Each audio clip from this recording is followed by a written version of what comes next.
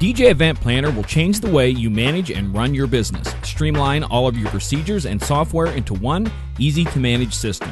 DJ Event Planner, the ultimate online planning tool.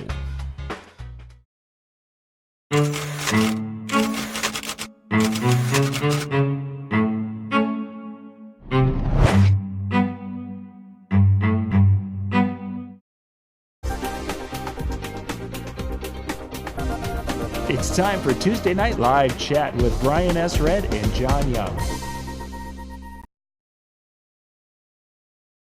Okay. Just in time. We're all on the same page now, dude. That's perfect. We are just in time for our live.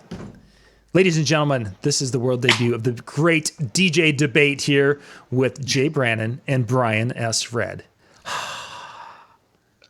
We're debating, huh? Well, we're gonna talk. We're gonna talk. We're topics. masters at debating. Yeah. Okay. Well, I said. Yeah. Okay. There's already. We're gonna have people cringing and cowering in the corner. So for those of you who are brand new and you've never met anyone, we've got Brian Red, who is, let's see, Brian is right here on the top and down on the bottom, and we've got Jay Brannan. What we're going to do tonight is I'm going to be throwing out a topic, and they're going to have 4 minutes to discuss the topic. Now, to make this work, we need to have said timer. Yeah, look at this. That's going to help. We've got 4 minutes apiece or 4 minutes for the whole 4 minutes topic? Total for the topic. So, oh my gosh, I have to fight with Jay for time? This is bullshit. That's a problem. That's a problem. All right, we'll give it a try. And when we get to the countdown and we get to the end, if they're still talking, there we go. Make some noise. This is production right here. So we have got. Okay, I'm gonna make sure I've got all the windows up, and so if you're following, I'm gonna share the YouTube link. That's where the main chat is, where most of the folks are watching tonight. So I'm gonna share that, and those of you who are watching out on Facebook, you can jump there to be with the main room with the chat, because I'm not gonna have a ton of time to be following the chat tonight. Okay, so let's be gentlemen about this, Jay. Okay. How about we agree that you start the topic? Cut me off. Well, you're at 2 minutes. You got to let me come in if I need to. No, I will. I'm going to watch the timer because I can see it right there on the screen. That's what we like. I'll yield time to you if I need to for rebuttal. That's fine. On the first one. Let's try that. Okay. Well, depending on the topic, it may not even take 4 minutes. Yeah. John actually posted the topics, and that's something I don't like, so I ignored them.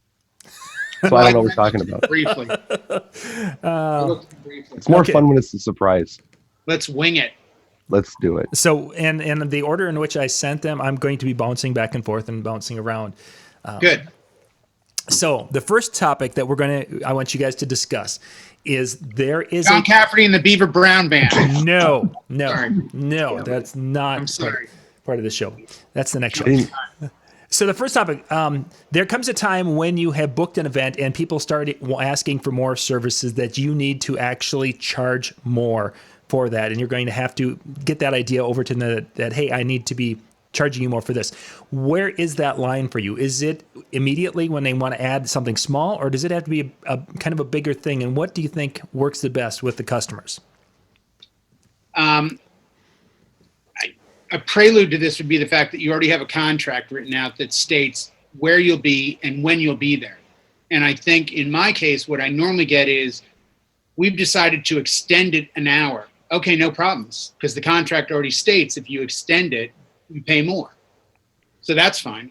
If we want to add lighting, I begin the discussion with, well, here are the various options I have. What are you looking for? And did you have an idea on what you wanted to budget for it? Or if it's a big enough event, then there are times that I think you need to throw things in, i.e., hey, we wanted to add a second microphone for the ceremony on a wedding that you're already making a good amount of money where you haven't cut yourself off. Then I think in that case saying, yeah, not a problem. I'll just add a second mic. To me, that's incidental. I think when it becomes a labor and equipment issue, and if you need to get around it, what I've had in the past is, hey, we've decided to add uplates. That's not going to cost us anything, is it? let me check that date. I may have already rented out the lights to another company for that date. So I've established with the client, these things cost money to other people. They're going to cost money to you. But I honestly, John, I really don't run into that very often. I know last night you were doing drip method. I pretty much up front am like, this is how it goes. Yeah. You're getting all of this for this price. And I leave it so that you can't really debate, well, we didn't add this in. If you want to add a monogram, that's great. This is the cost.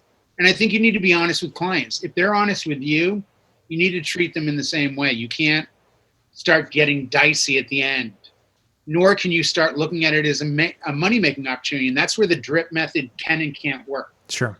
The drip is great if you want to add lights next year. Start selling them to clients next year at a reduced price so that you have the budget to buy the lights.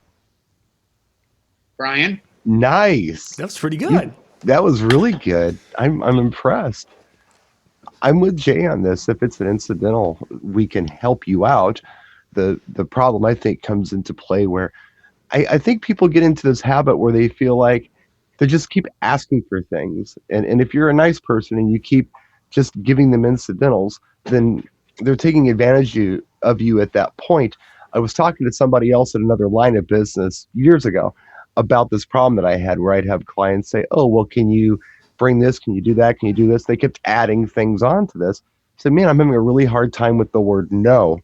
And he said, well, you don't have to say no. Do what I do. Like, for instance, if I have somebody who wants me to move my equipment, let's say from here to here between dinner and dancing, and it's like within 20 feet or something like that, instead of saying no, or instead of charging them, say something like, sure, but here's what I need you to do for me. I need you to make sure that there's power in that corner, and I need an electrician to come in and check and make sure the current is good. I need 2 full 20 amp circuits, and I'm also going to need 2 people who are hired by the venue to help me move the stuff over. I can't use your guests because that falls, under a liability insurance thing. So I need you to make sure that there's someone there who is insured by the event to move the things around, whatever. Anyway, if you ask people to do things, they start saying, you know what, it's not that important, never mind. Right. If it's all on you, yeah, do it. But if they actually have to do something to get something, sometimes it's just not that important and they'll just skip it. I think the benchmark, John, becomes if I'm driving to your house tomorrow and halfway there you call me and say, can you stop at Starbucks and get me a coffee? That's not a big deal. But if you ask me to go grocery shopping, so I think you need to be kind of coherent as to, are you going over what is expected in chargeable realm? Or is it just, hey, would you mind adding another light or another mic? Okay, time, guys. Let's go to our next one. We're pretty close there. Pretty close. Yeah. The next situation, or the next one, is the whole concept of getting that final payment for the event. We have our retainer. Some people have multiple payments, but we get to that situation. When do you like to get that final payment? And I want you to go through why you've gone to that method or that time frame. In 25 years, once I've had a client not pay me till after an event, and it was a fan, and they ran into problems, and my contract wasn't clear. It's about 25 years ago. My contract dictates that 1/3 deposit within 14 days of receiving the contract, dated and signed by me, is paid up front. 7 days prior to the event, final payment is made. Only once have I had a client pay me at the event on purpose, where it was, yeah, my dad got burned by vendors, and he doesn't want to pay you till you get here. And the stipulation was, I'm fine with that, with the understanding that your father pays me in cash or a cashier's check, and he pays me before I set up any equipment. Sure. My contract actually states if final payment is not made, services will not be rendered. So it's as simple as looking at a piece of paper that you signed and realizing I didn't pay yet, therefore I don't get it. I keep reading on Facebook about these DJs that are chasing clients. You know what? Explain it like this. The week of your wedding, 2 weeks out from your wedding, focus on your family. Focus on your guests that are in town. Don't worry about vendors. They should all have been paid. All the final music's been selected. Your timeline is done. Everything's done.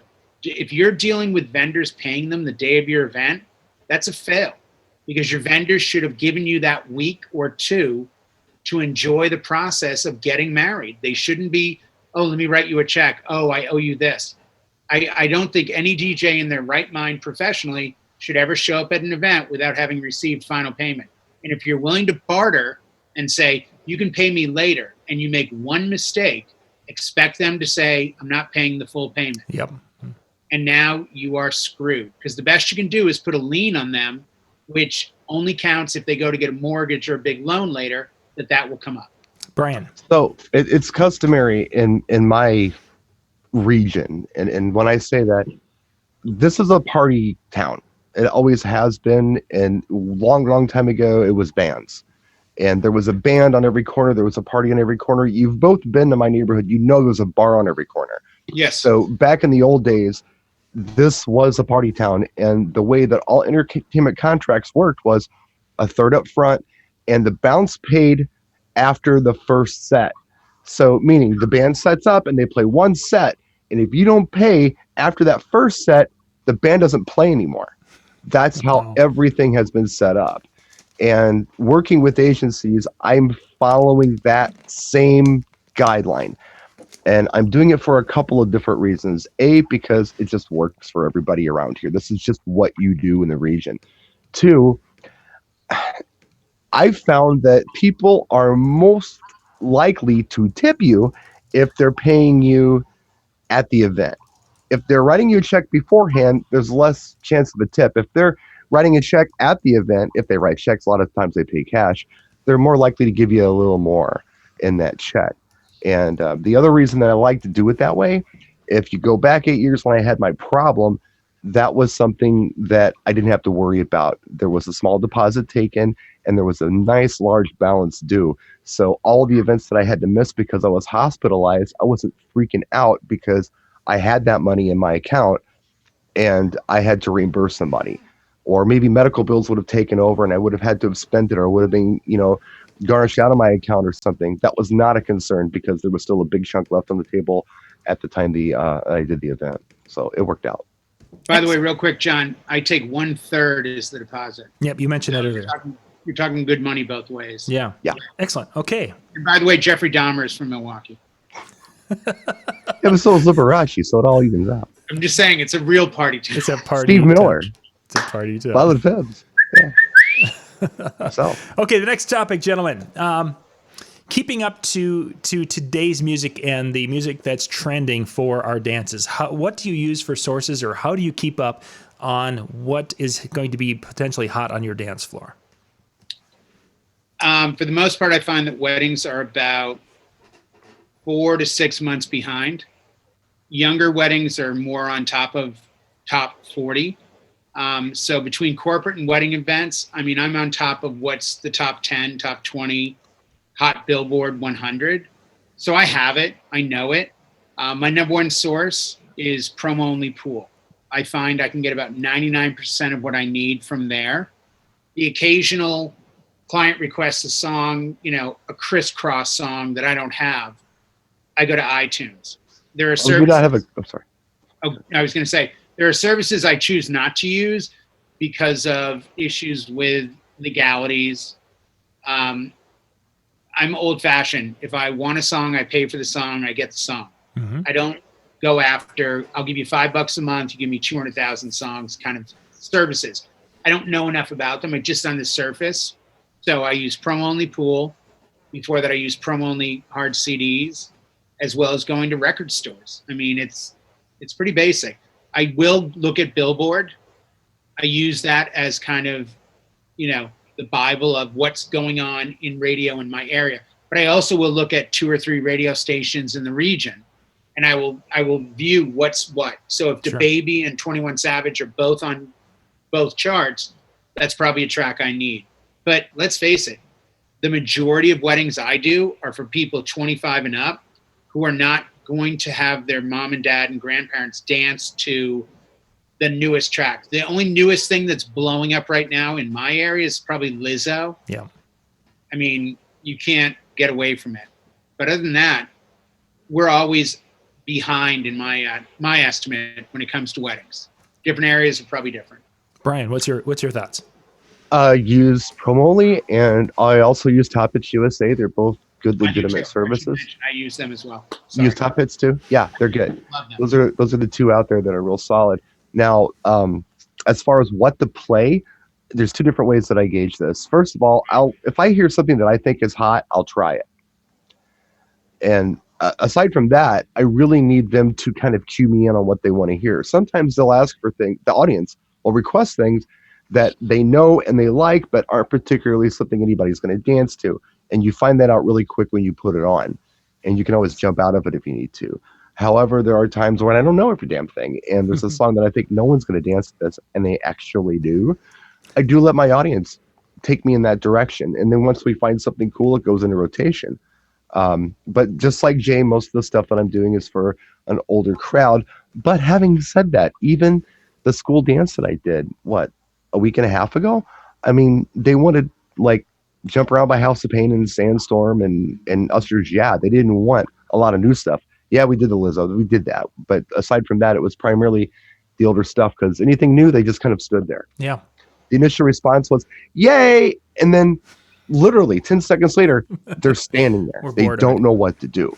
So, I don't know. That's how I do. I let the audience let me know what's going on. One thing I've done lately when I do school events, Brian, I don't know if you do this, but instead of asking for requests, which you know you're going to get, I can't find it right now, but I put out a notebook with a couple pens, and I let the kids write, and it's amazing. Like, you get all done and look at the whole thing throughout the night, and it's like 5 requests for Toto Africa, a bunch of requests for Footloose. I always do that, Jay, and the reason I always do it is because I don't have time to talk to them, and I can't hear them anyway. Right. But what I hate is when they take a whole piece of paper and write one thing on it. Right. As an environmentalist, it makes me angry. Hey, I'm vegan and I'm with you. I'm just saying, but it's a great way later to go back and say, should I buy any of these songs I didn't have? No, that's a good tool to have. All right, gentlemen, the next topic. What should a DJ who's wanting to upgrade their sound system or change their sound system, what should they be looking for when it comes to buying speakers in this day and age? Jay, take us up. It's funny. A year or two ago, for the last 20 years, I used 15-inch tops. I used DAS, Yamaha, PV, and then JBL, which I've had now for 10 years. And I switched a year and a half ago to 10-inch tops with a single 15 sub. And it's, to me, the greatest system I've ever had.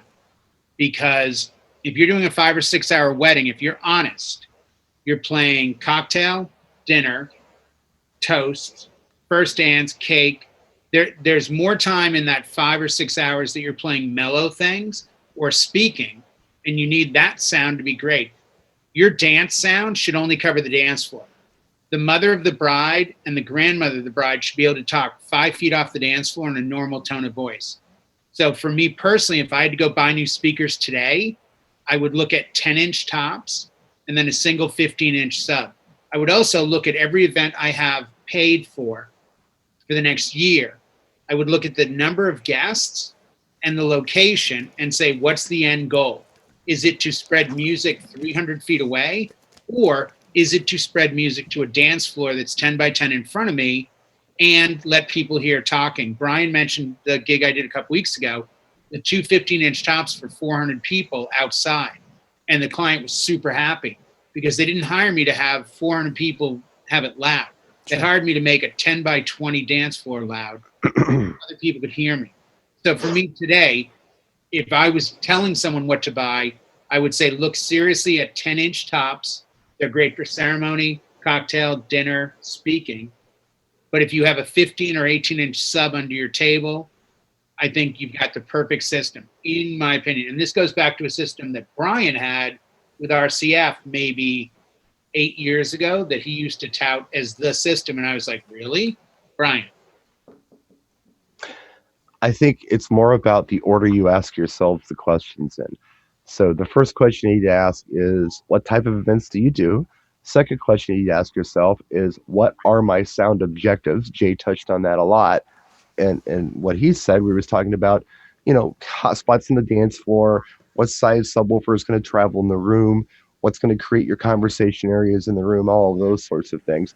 sound quality, ease of setup. Can you physically handle it? Will it fit in your vehicle? Those are the questions you ask yourself. The last question you ask yourself is how much? Because what so many people do is they start looking at budget equipment, the thing that costs the least amount of money, and then try to figure out how they can apply it to what they do, opposed to the other way around. Look at what you want to do and then figure out what you need and what it's going to cost you. So that would be my best advice. Figure out what your objectives are, figure out what you can handle physically, and then worry about how much it costs. Right. Good Yeah, point. don't get the cheapest speakers unless you have a sound check where you turn your back to a wall and they play 4 speakers and the one that sounds great to you is the cheapest one. Right. But the catch-22 is you're not performing for you. You got to look at buy quality that will last. My JBLs are 10 years old. They've been in Tukey bags from the day I bought them. There's not a scratch on them. You would not know they're not brand new. No, don't get me wrong. I was not suggesting that we should buy the most expensive speaker. No. I'm saying I'm only suggesting. Speakers last. Yeah. All I'm only suggesting is don't let that determine anything. No, Make sure your objectives are handled, and then worry about how much it costs. If it's the least expensive thing, good for you. If not, well, that's what it is. But it's durability, and the cheapest tend not to last the longest. All right, guys, we are off to our next one. The next one is something that somebody actually just mentioned, this age thing. When do we age out of being a DJ? We all three are not as young as we used to be. Jay, start us off. Great. Senior in the crowd. I thought of this when I saw the question earlier. And I'm going to be honest, this may rock some boats, and I don't care. The older you get as a DJ, if you are a DJ, meaning you love music and you remember music and you're into music, I'm sorry, the older you get, the better you are. Because when they come up to me and say it's a 75th birthday party and they want stuff from the 40s and the 50s, I'm good. You want 60s, 70s? I got you. You want the 80s? Anything you want to hear. Name a genre. You want Cardi B? I got Cardi B. I got 21 Savage. That's the funny thing about aging out as a DJ. You age out of certain events maybe, but I don't know that you ever age out as a DJ. Can I do a high school dance? I did one. I've done 2 this year. They killed. Big tip, great reviews, the whole deal. But I did what I told them I would do. I didn't leave it up to the crowd to tell me what to do. I told them going into it, no swears, edited music, yada, yada, yada. And they were thrilled. Weddings, I have no issue with any weddings I do because, again, guess what? Your bride and groom are 25, 30 years old. How old are their parents? 60? I'm not 60, but I can play music to them. Their grandparents are 80. I got them covered. So I don't know that we really age out. I think you age out when, honestly, when you aren't excited. If you're not nervous before the event, it's time to quit. It's time to say, maybe this isn't for me anymore. If you can't physically lift the gear, if you don't want to do the event, that's when you age out. I don't see myself aging out. I see myself, if it ever gets boring or not exciting, then it's time to leave the game. But I love what I do. Mm-hmm. Playing music for people and making them happy by my selections, there's no better job on the planet. Brian. Everything Jay just said. I mean, exactly the way Jay said it. I'll add this to this. When we had to build the microsystem Jay was talking about 8 years ago or 7 years ago, whenever I built it with the 8-inch tops and the 12-inch sub, that was out of necessity because I physically couldn't handle what I had before. I had 2 choices. Either I hire a roadie for every job that I do, or 3 choices. I hire a roadie for every job that I do, I buy smaller stuff, or I get out of this business. The roadie wasn't an option, and I didn't want to get out, so I had to build something that nobody told me was possible. There was no one in this industry who said, yeah, Brian, you're onto something. You can do this. You can build this system. Nobody said it. I believed that it could be done, and I made it happen. And I traveled the world. I'm not even kidding you, to find the stuff. I was in Germany. I was all over the country, over Europe. I was all over the U.S. I found the right pieces to build a system that I felt like would be good for 100 people. Turns out I was doing 300 with it, no problem, because I built it really well. So the reason I'm talking about this is if it's a physical limitation that you have, because we all have them, we get older or things happen to us and we can no longer do the things we used to do when we were young, adapt. And sometimes it's a matter of equipment. If you are a senior DJ like myself and you have a back problem or you have something going on with your legs or whatever the deal is, buy something that works for you. Buy something you can physically handle yourself. I do it every weekend. And it's very possible. So yeah, older means nothing except that you're better. Yeah. Really, because you've got more knowledge behind you. Even if you're wrong, there's more knowledge behind your wrongness than a young person. So you're just a better person anyway. I think DJs are here and not here. Yeah, you're right. Excellent. The next topic, talking when we're looking at a specific song. What are your thoughts on remixes of the song or playing like quick edits of a song compared to playing the album version of a song? When would you use one or the other? Or do you have a preference among the three different between a remix, a quick edit, or a album version?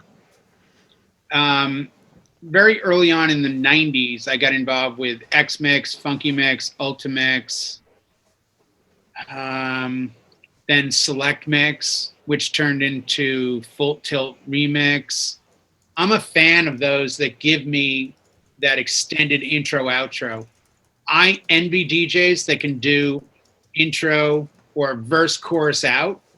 It's just not my style. There are parties I do where I have to quick mix and get in and out of tracks in 2 minutes. Mm-hmm. And I've done club work where they say no remixes. And when I ask what a remix is, they say, where it's not the original because they want to see the song.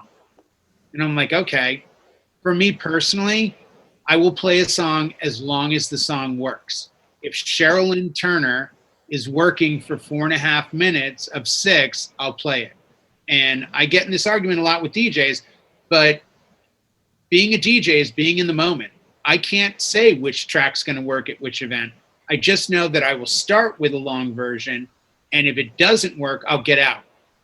I.e., I had a wedding a few weeks ago where, due to rain, things got kind of pulled back a bit. So instead of an hour and a half dancing, we only had like 45 minutes. I purposely played tracks very quickly because I wanted the clients to feel that they still got a full dance floor because tracks were coming at them every 2 minutes. Sure. But normally I'm going 3, 4, 5 minutes on a song. If I do, talk about Brian S. Red, if I do One More Time, I'm doing the 5 minute, 23 second. I do the whole song, literally, because that breakdown in the middle, I can talk over and then get ready to say, okay, when I tell you everyone jump, when it comes right back in after Celebrate Tonight and they all start jumping. Just my take. Mm-hmm. Brian. I like to play the familiar version, whatever it happens to be, and usually that's the radio edit. There are some exceptions. Sometimes there are songs that are popular, yet maybe aren't as danceable as they should be. And in that rare occasion, and I'm thinking back to like Lady Gaga, which was a perfect example of that. Like Poker Face would be a very difficult song for, I would think, anyone to just find a groove to and dance to. But if there was a well done remix of it, I think that was acceptable, and that's what I played. It still needs to kind of sound like the original song, but maybe a bit of a backbeat behind it. That helps. I don't like the quick edits so much, unless you're doing a medley. We've talked about that before. And Jay's favorite genre, freestyle. Let's say that we would put together freestyle medleys for certain events where it just kind of gave you a verse chorus out of the hottest freestyle tracks for like George Lamont. George Lamont, yeah, and Stevie B and Company B and all the other Bs, all just jammed into one little quick remix. I think might be kind of cool, but for the most part, I like to play the entire song. I met Blanca salsa dancing, and one thing about salsa dancing is there are certain parts of the song where you do certain moves, and if you cut a move off, you're gonna piss somebody off, right? and if you try to mix salsa like from one track to the next, you're going to piss a lot of people off because they can't do the big finish at the end of the song because they're looking forward to that. So there are a lot of different things you got to think about when you're just mixing. It's about whether or not it benefits the overall experience for the audience. If it's just to make you look cool, forget about it. It has to benefit everyone's experience. If you see a lot of people who look disappointed because you cut off the end of Safety Dance, maybe you shouldn't have cut off the end of safety dance, and maybe you should think twice before cutting off the ends of everything else that you're playing that night. So I don't know. Excellent. All right, gang, we've got about 4 more questions we're going to hit tonight. I would give us some feedback. Are you guys liking this quick topic, this quick bounce back and forth? Let us know in the chat rooms down there. You can put it on Facebook chat or on the YouTube chat either. Or just like the video. Or like the video. Yeah, you could We're certainly not do that. live, are we? Yeah, we are. We are. This actually, this was the practice session. The real one will come when we actually turn your light back on so we can see who's talking. There we go. I like him kind of being the floaty head. Yeah, I know. I have lights behind. I have a light behind me, but hold on one second. Yeah, it got. I don't know what happened. All of a sudden, it got really, really dark. For those of you also who are with us tonight, keep in mind we've got our DJNTV. But there we go. Yeah. We've got our February event coming up on DJNTV. Go to djntv.com/tickets. We've got the promo code. We put that into the chat. It's into the video descriptions. Go check it out. We're not going to spend too much time on that for tonight. But if things work out, you're going to be able to hang with both Brian and Jay in Las Vegas. I'm just going to throw that out there. Yep. It's going to be fun. It'd be really cool if Jay would come hang with us in PA next month. I wish. I'm going to Vegas next week. So what? Come to PA next month. Who's going to Wedding MBA? I'll be there. Nobody's going to Wedding NBA. Come to the mobile DJ meetup. Who likes That's the show to come. No, actually, I'm headed to Louisville next week. I love Wedding MBA. It's a great show, but I've never been. It's I can go to Wedding MBA, or I can go ride on like all sorts of different power lawnmowers and things, Lawnmowers and backhoes and front end loaders, and I can actually drive these for. I think they like honestly, John. Before you go, I think they like from what I've read, they like being called back escorts. Backhoes is derogatory. Sounds politically correct. I was just wondering if that's kind of like a bottom bitch, a backhoe. You know. Back escorts. I don't think they like that. Brian, do you want to chime in on this? Yeah, I apologize for all of just those. Just say back escorts. Back escorts. Yeah. John Deere. Gotta watch that. We're at the John Deere booth, and we're going to be looking at the back escorts. All right. But everyone will know you meant backhoes. Yeah, exactly. That's the best part. Okay, the next topic, gentlemen. There's a debate between, should DJs be using stage monitors to be able to, or should they just use their headphones and do their things with the headphones? What are your thoughts on using stage monitors with all of your shows? This is going to be a very quick answer. If you're coming from a nightclub where you're used to using a monitor, by all means, bring a monitor. If you're a mobile DJ who's never used a monitor, don't. Use your headphones. I've never needed a monitor at a wedding. In a nightclub environment, I get it, but I also get that I can use my headphones with a mix and set the cues against master. Me personally, that's a preference that you are trained on or grew up with. I don't have much of an answer on that one. So, Brian, your thoughts?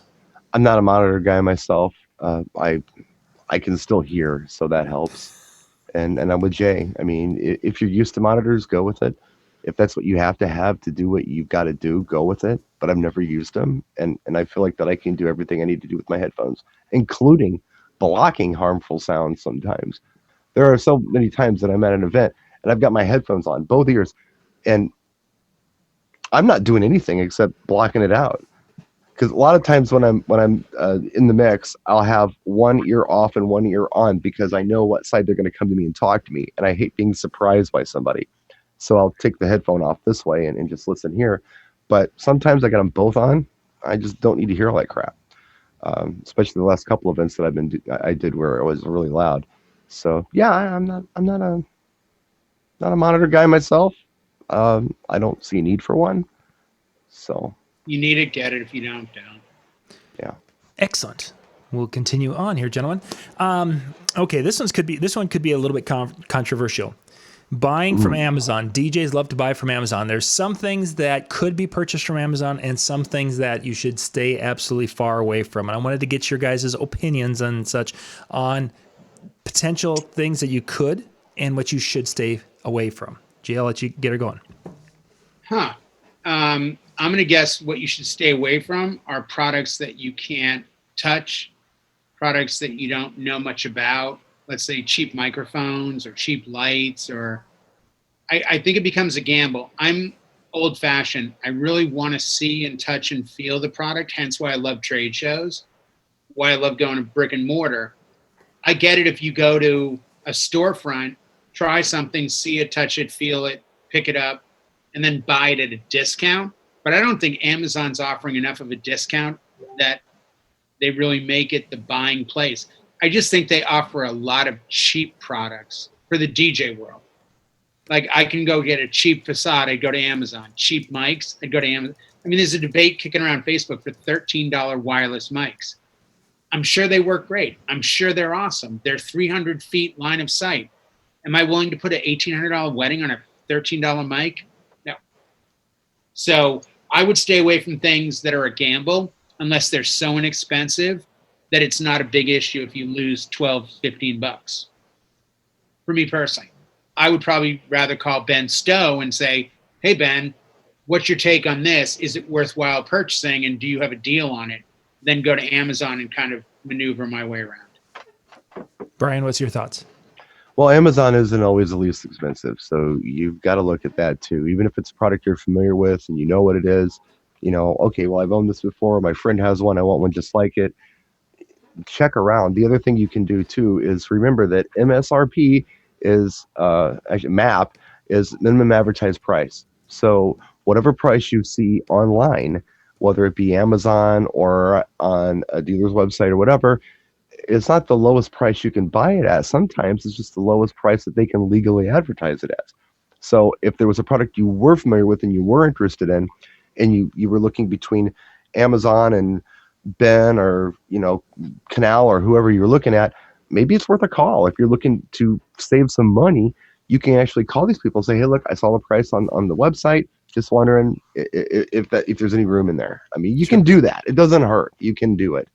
But what I will say is on Amazon, there are some things you can buy that I found you can only get at Amazon. Cable, for instance. Oh my gosh, cables on Amazon are wonderful. If you're looking for adapters or whatever, go to Amazon and buy them damn things. Because it's not like Radio Shacks there anymore for those goofy things that we may need to. I miss Radio Shack. Build some of the Frankenstein things that we build, like, a ceremony system or whatever with a tablet. I mean, you might need something like that. Something like a tablet holder, or maybe a tablet itself would be a great thing to buy on Amazon. I got my Amazon Fire HD10 on Amazon. Where the hell else are you going to buy the thing? So there are things you can buy on Amazon, and it's cool. And those are the kind of things that I look at there. Excellent. So next one. With your events, we talked about the contract a little bit earlier. Let's talk about cancellation policies. What are your cancellation policies in regard to time and final payments and such? Jay, I'll get you going. The cancellation policy differs somewhat. I'm in Southern California, and we are a heavily militarized area in that we have a lot of military here. So I've always stated, whenever signing a contract with a military groom or bride or both, when they say, what if we're deployed? And I've let them know in no uncertain terms that nothing they do to support my freedom will hurt them on their contract.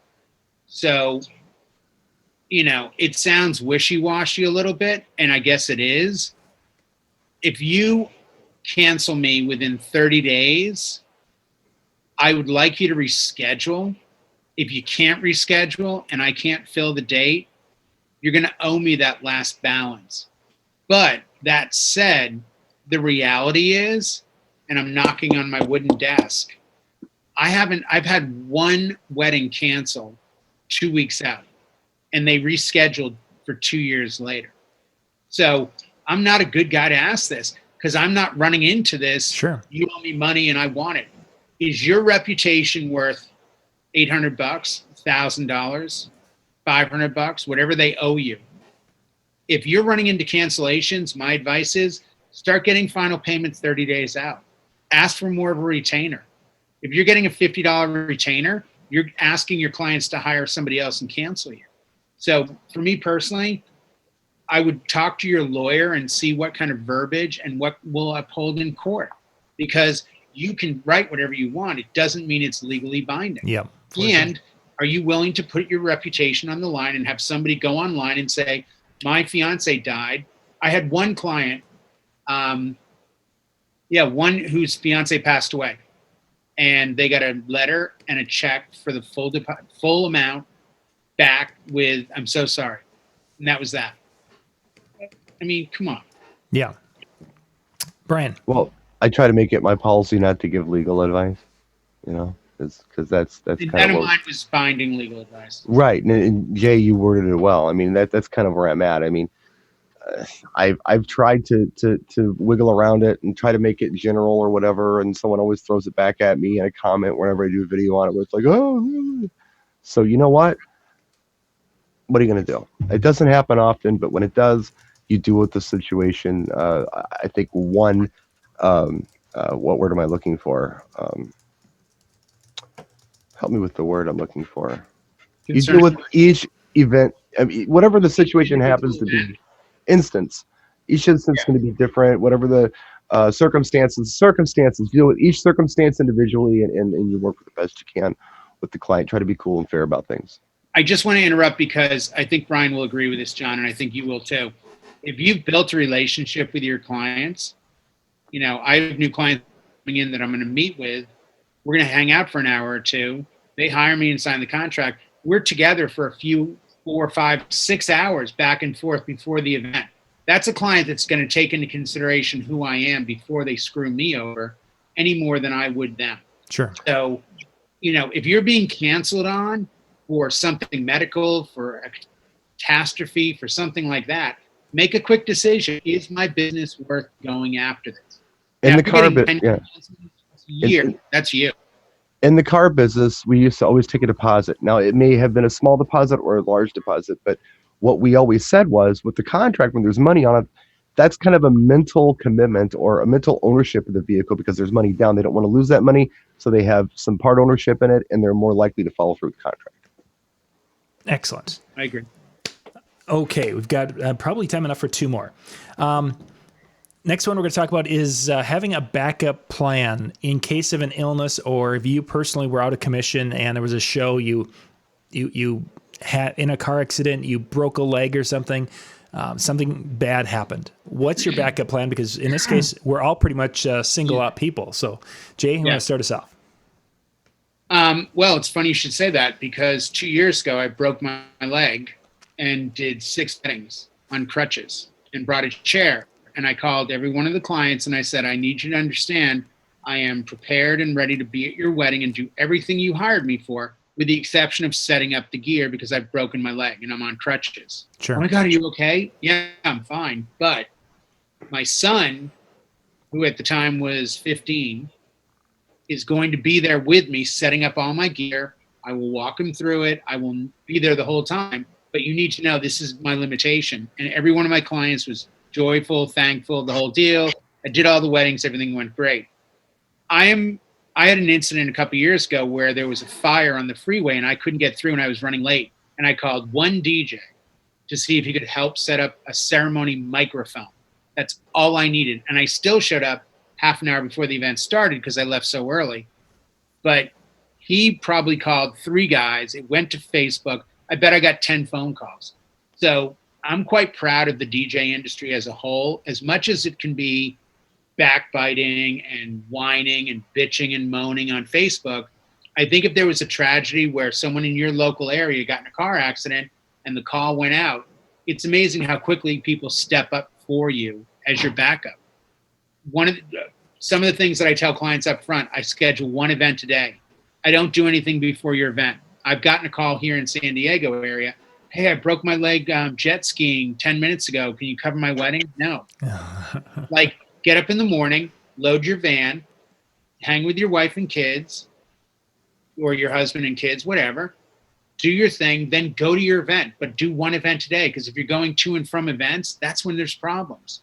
That's your backup. You're your best backup. If there's an actual emergency, there's an emergency. People will help.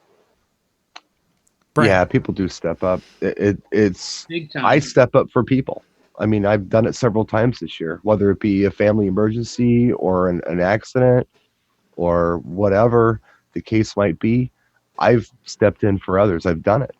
And, either as an assistant or just run the whole thing. And really, we are, I don't mean to sound this way, but we're kind of like a family. I mean, We are. If a guy that I know, okay, and I know the guy, okay, or girl or whatever, and something really bad happens to them, and I've got to come in the last minute and take care of an event for them, I do it, and I do it to the best of my ability, and look, I don't even pursue the money. If there's an emergency, maybe that's just my contribution to help. Oh, I need 10 grand. No, I'm not going to do it on that. I need big money.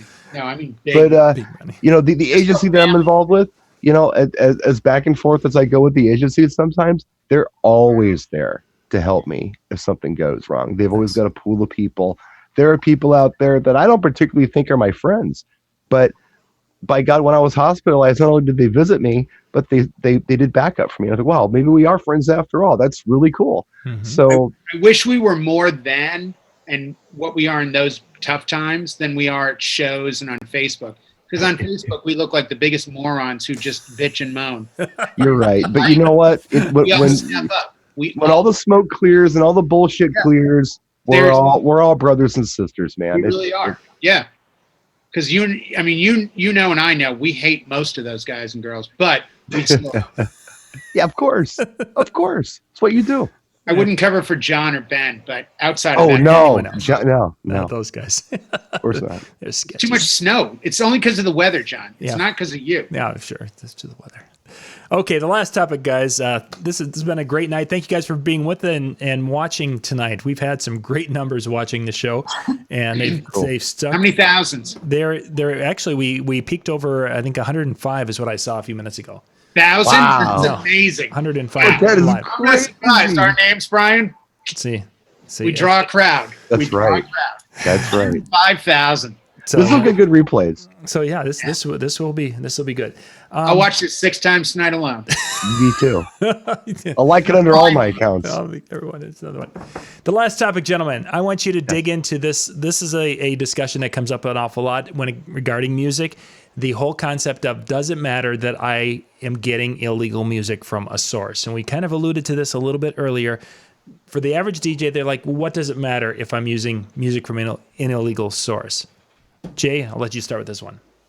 I'll go back to before some of the viewers were DJs back in the 90s when Napster first came out. And one of the things that Napster brought to the surface was we're sharing music. And I was very pro Napster, like, oh my gosh, this is awesome. We're sharing music. And that didn't last long before the word went out, no, you're stealing it. No, I'm not. I'm sharing it. I'm sharing mine with John sharing with me. So I've had the same ideology for a long time. I will admit, I've called DJs and said, I'm in a pinch, I need this song, and they'll give me a copy. Technically stealing. I admit it. But overall, I think artists need to get paid. And I think the defining characteristic is you're paying the artist when you're paying per song. And if you're paying per monthly download, that's where it gets gray. I won't chastise companies that do that, and there's a bunch that do, and I know a lot of DJs that use them, and they get really cool remixes, and they get all this cool stuff. But I have to look at it from the artist standpoint of, is this the best way to go? I mean, Aloe Black did an article on Spotify and said, wow, we had this song that got streamed 48 million times, and my cut was $1,483. How is that possible? Well, because the artists don't get paid, the labels do, and yada, yada, yada. Yeah. So I guess a long-winded answer is, does it matter?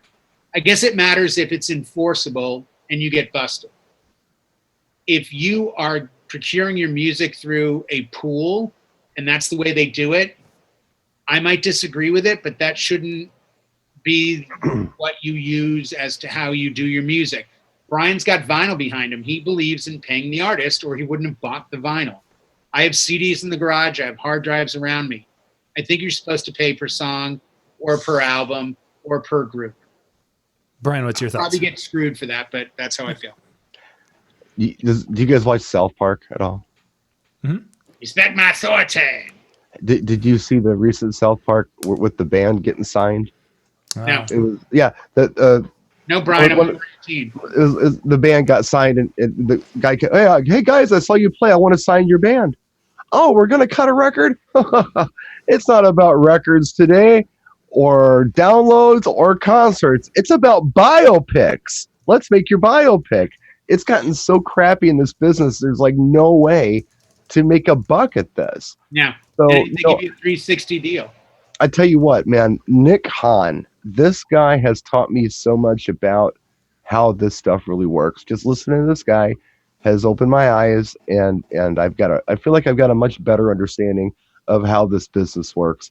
And I don't like how it works today. I don't approve of the methods. I don't approve of the way the industry is going, but there is an industry left. Let's support them. And yeah, if I've got a client who happens to have a flash drive with a song on it they want to hear, yeah, okay, fine, we'll play it. But for me to pursue a track that I can't legally obtain, I can't play that song for you. I can't do it. And that's my morals and ethics. And it's not right or wrong. That's just where I'm at. It's spiritually, and I can't do it. Side note, I tell clients now, because I got burned a few years ago on YouTube, where I would get all these links to YouTube videos, and I find it said, please don't send YouTube as a link for music for your wedding, because it's illegal for me to download those songs and play them.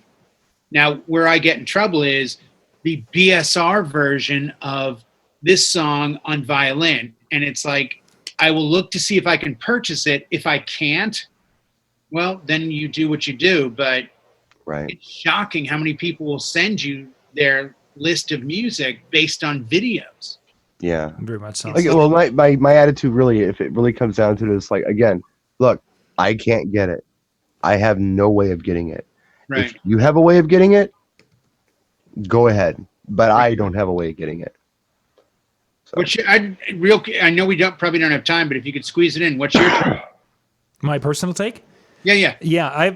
I think with the way the industry is going and the way artists are not going to be getting paid to the level, my concern is that we're going to have this sound, and we're seeing it already, where the sound is so similar that we have lost some of the creativity, which we can find some of that on YouTube from people who are just doing their own thing.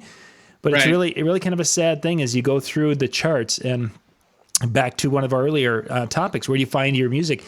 I've spent a lot of time going through the different charts, and there's just such a lack of creativity in many ways that you're hearing, another Shawn Mendes song that doesn't really sound like it's going to do much of anything.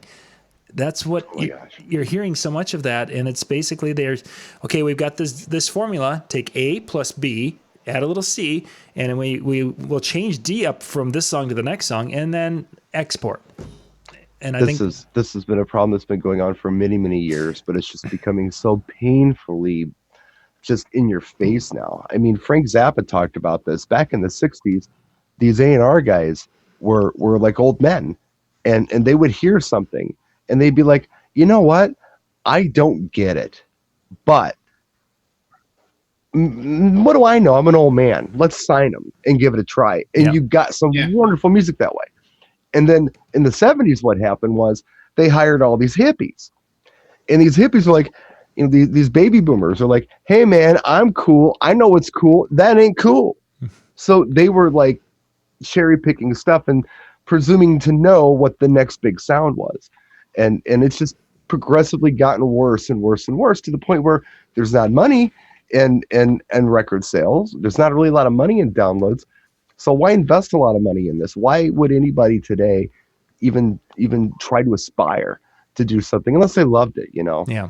But then, you think about, I just feel lucky to be alive now, because I've experienced things and I've seen things and I've experienced them for the first time, like as they were happening. And I think about Rick Ocasek, who recently passed away.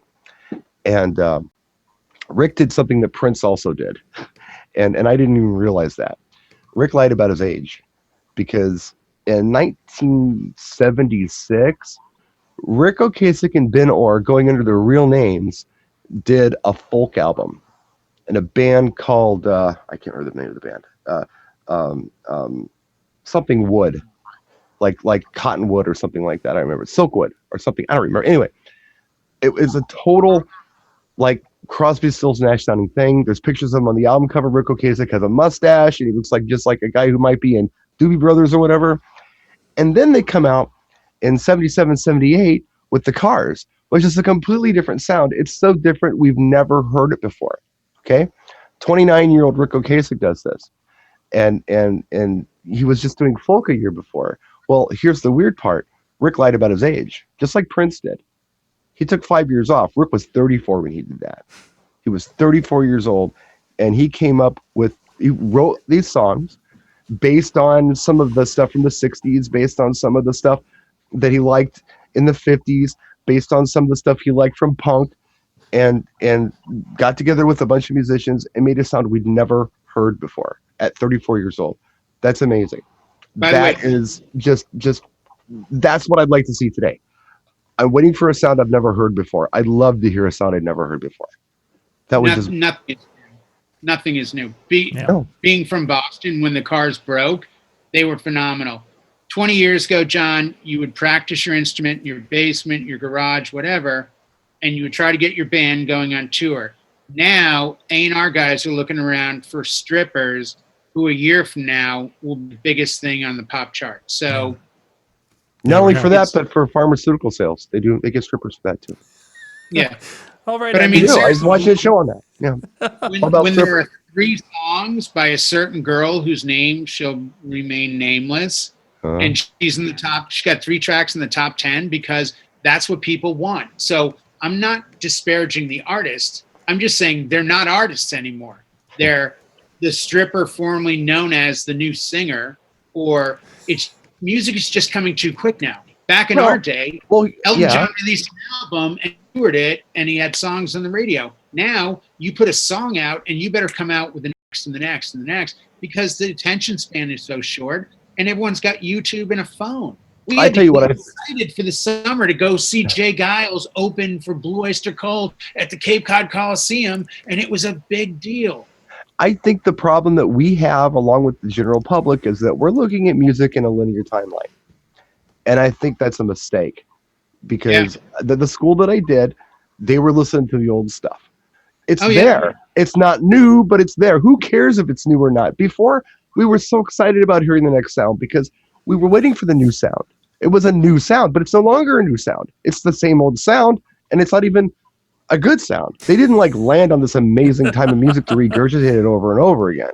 So no, but we had 2 sources. We had radio and TV. Now they have radio, TV, phone, internet, Netflix, streaming, Spotify.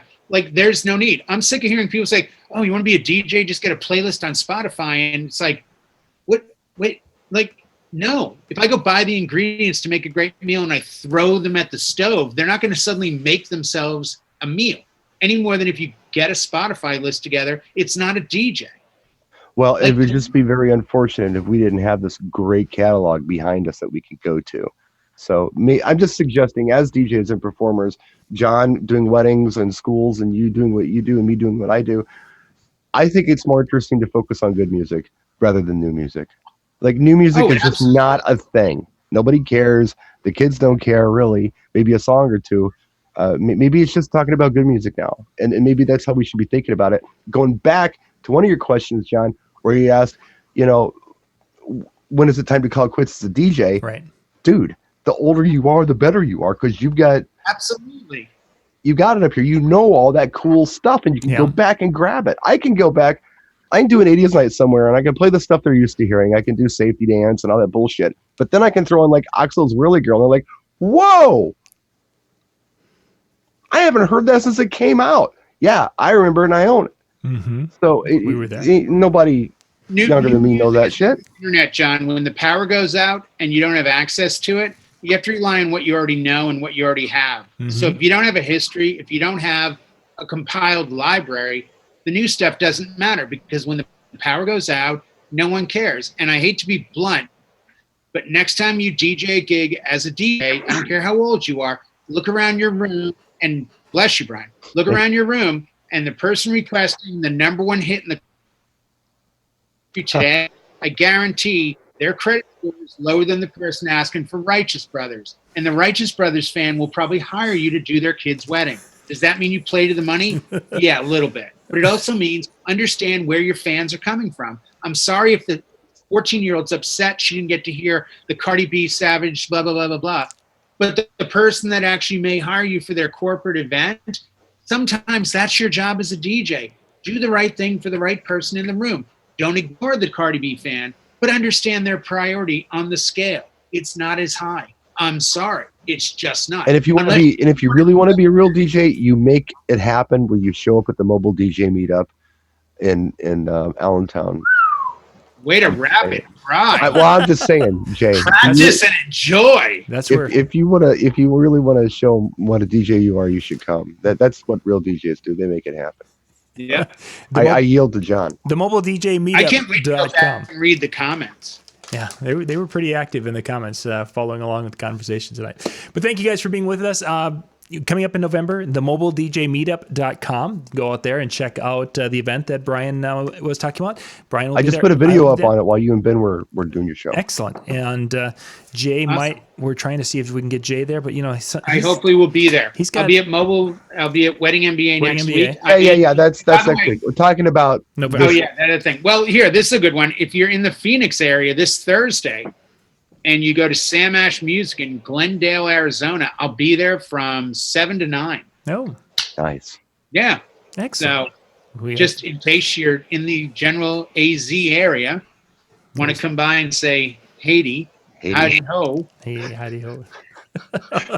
All right. whatever you say in Arizona. Brian's got family there. No, I don't know. Yeah, I do have family there. I could have probably pulled it off if I wanted to. You know? Well, gentlemen, let's wrap up. Thank you for Brian, Jay. Thank you guys for your passion and your fun Absolutely. tonight. And thank you guys for watching. We'll be back tomorrow night. We've got a couple more shows coming to you, so check those out. I'll be putting the links up tomorrow morning sometime. Thanks.